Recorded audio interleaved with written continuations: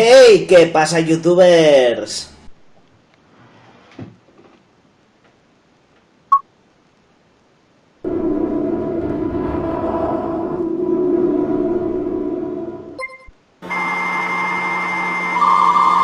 En el vídeo de hoy os voy a hablar de la demoscena. Todos aquellos que no tengáis ni idea de lo que es porque no habéis visto un vídeo que hice anteriormente, así que por favor, antes de seguir con este vídeo, ve del anterior.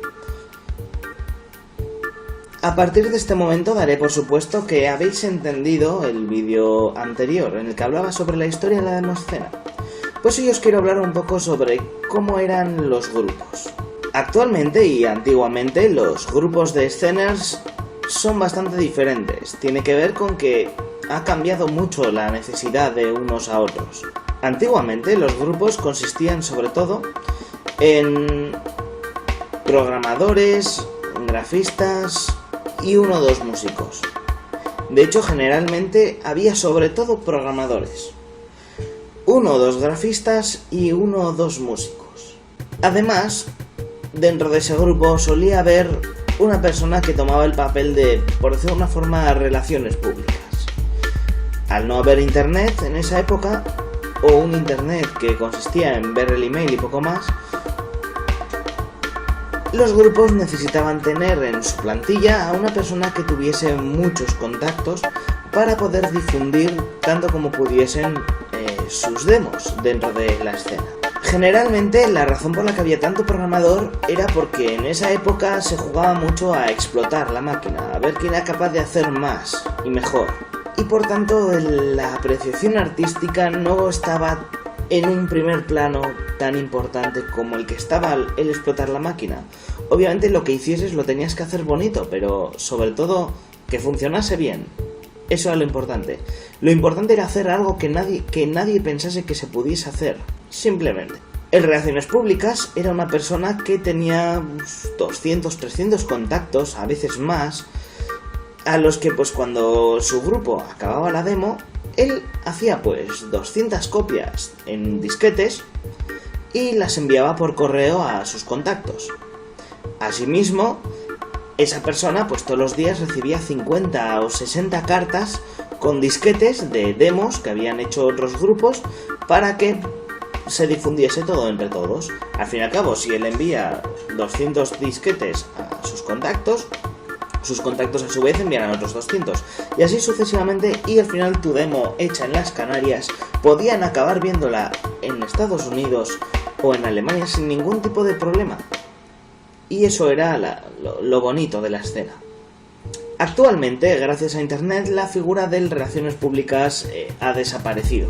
En algunos grupos sigue habiendo pues la típica persona que conoce absolutamente todo el mundo y por tanto promociona más el grupo, pero en internet ya sabéis que la promoción es algo bastante diferente a lo que era antes.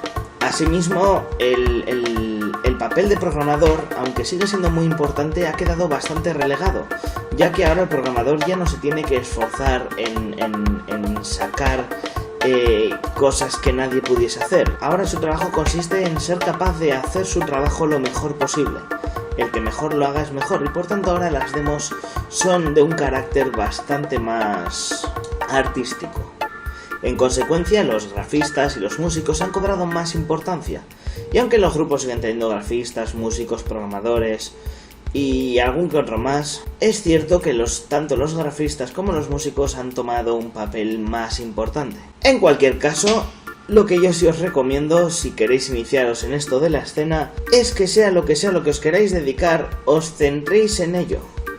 Y no intentéis abarcar toda la producción de una demo vosotros solos, porque hay poca gente que lo ha podido hacer. Antes de despedirme, me gustaría acabar contándoos una pequeña anécdota, por decirlo de alguna forma. Como ya sabéis, las demos son videoclips programados. En consecuencia, si algo se puede programar, se le puede hacer una demo. Y esto ha dado origen precisamente a una norma no escrita dentro de la escena. Y es que, si se puede programar, se tiene que hacer una demo.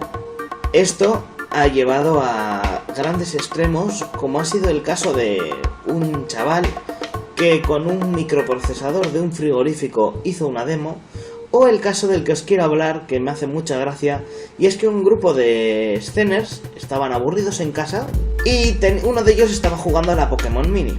Y de repente dijo, oye, esto tiene que tener un chip, tiene que tener por tanto algo programable, en consecuencia podemos hacerle una demo. Y entonces claro, la Pokémon Mini es una plataforma cerrada y si tú vas a Nintendo no te van a decir cómo hacer cosas para la Pokémon Mini. En consecuencia, cogieron la Pokémon Mini, la conectaron a unas ondas y a unos aparatos especiales y dijeron, a ver, si yo le meto un 1, me devuelve un 0. Si le meto un 1, un 0 y un 0, me devuelve otro 1.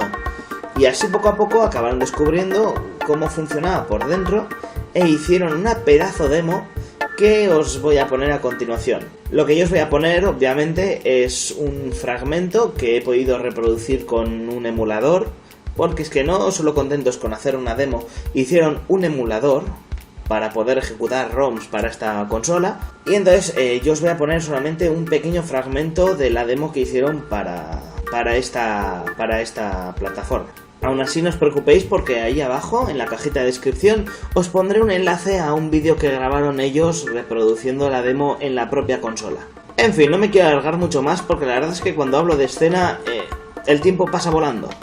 Así que solo me queda despedirme. Recordaos que si os ha gustado puntuéis, comentad siempre que podáis y nos vemos en más vídeos.